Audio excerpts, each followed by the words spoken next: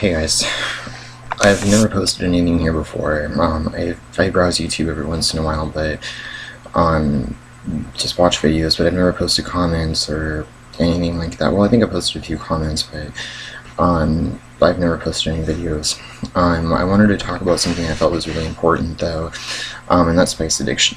A little bit about myself before I do this, though. I'm 23. I have a head injury, traumatic brain injury. My birth dad hit me on the head, or hit my head on a cabinet when I was an infant, and since then it's affected my executive functioning. I don't process emotions well, and my thoughts are pretty chaotic. And so basically, to start off with spice addiction, I wanted to talk about what people most commonly associate spice with. People think of it as, well, it has multiple different names: spice, K2, synthetic marijuana, fake weed, potpourri, aromatherapy, all kinds of different names to it. But I do want to clear for the record what it is. It's a dissociative narcotic, just like DXM, which is the main ingredient in cough syrup, or ketamine or PCP. It's not as extreme as PCP. It's more comparable to ketamine. What it does to you is it affects your depth perception and your time perception. For example, I was living in a studio apartment. Think of it like a one-bedroom apartment without the bedroom. And when I would walk across it, it felt like it took like 20 minutes to walk from one side to the other. And then with time perception, the example of that is tying your shoes takes 5-10 minutes, if that, well, not 5-10 minutes, 5 or 10-20 seconds. And it felt like 5 or 10 minutes to tie my shoes. And what it did personally to me was it made me made me not be able to comprehend reality. I didn't know who I was, where I was, or how I got there, what anything was. Didn't recognize where I was. Didn't recognize anything. Like, I mean, in reality, you normally recognize where you are. You have a good sense of who you are and where you are, and spice takes all that away. So with the spice addiction, I'm going to rehab on Tuesday inpatient. I'll be there for 20 days. I'm going there in the morning on Tuesday. And I've been addicted to spice for 2.5 years.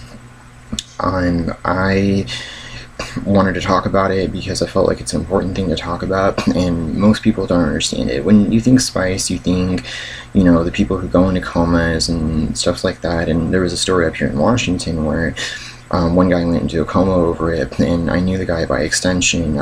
He was a friend of a friend. And basically what happened was that he bought the stuff and smoked it just like weed, because I was in the circle of people who smoked weed.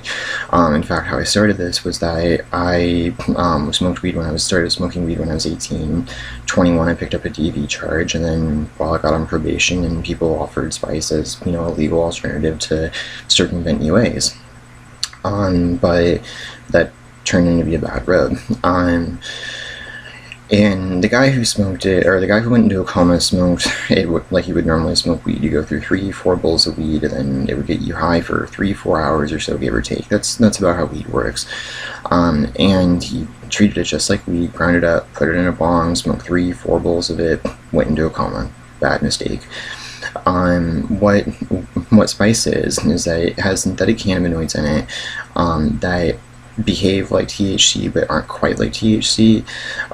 They take the THC, the structure, or the chemical structure, and then they tweak it just a little bit, just enough so it's not THC, so it's something a little different. When I was first introduced to spice, what was in it was JWH18, then AM2201. But I mean, it's so. I guess on to how spice has affected my life. Well, I lost my place to live because of spice. I did a lot of erratic things. I stole from my roommates. I would disappear all night. I would be, when I would come back, I would be all paranoid, and, when I would come down, I would be extremely aggressive, and, I would become very violent. And I'm not sure if that was attributed because of the brain injury and, you know, the chemicals in the spice were aggravating that. I don't know. I can't say. But I do know that, you know, I can't speak for what happened to me. And after 2.5 years of this, I just wanted to say that if anyone's thinking about smoking spice because they just got on probation and it's legal in your area and you need an alternative to weed, don't do it. If you ever want to get high or anything like that when you're in probation, I would advise that, you know, I can't advise anything illegal, but I'm sure you know how to, you know, circumvent UAs by smoking weed. You know, we all know how to do it, and that's the safest thing to do. Weed is safer than spice by a long shot, and you would be much wiser just to keep smoking weed and continue to circumvent the UAs in ways that you normally would.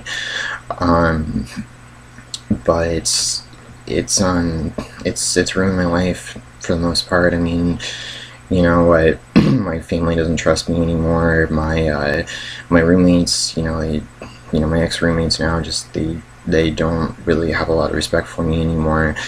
My girlfriend has a hard time trusting me, but you know, we are rebuilding that trust. But because I'm starting to recover and going back to normal. But I mean, you know, after 2.5 years of it, you know, what can you really expect? I mean, you know, I acted erratic and, you know, did a lot of wrong things to her. I don't know. I mean, I did a lot of bad things to her. So, she just, you know, she has a general reluctancy to trust me, and it's understandable. So, but I just wanted to post this because I wanted to kind of express to, you know, to someone, even if I could get through to one person on this, that, you know, this isn't a healthy thing to do. It's man-made chemicals. It's like doing, you know, it's like doing meth, or it's, you know, you know, it's not healthy. You know, stick with something that's natural and, you know, is, you know, in nature. I mean, weed is a naturally occurring substance in nature and it's safer. So I just wanted to throw that out there, and, you know, if anyone's thinking about doing it, don't. You know, if you have any experience with anyone who's had spice addiction, post in the comments, or if you have it yourself, post in the comments. Be brave, you know, say something, you know, let people know that are struggling with it like I am, or, you know, if you are, that, you know, that you're not alone, so that way people know that, you know, we're not alone in this, that, you know, spice addiction is a very real thing, and that these people don't have to feel alone and feel isolated. So anyhow, take what you want from it, but I just wanted to post this. So till next time, if there is a next time.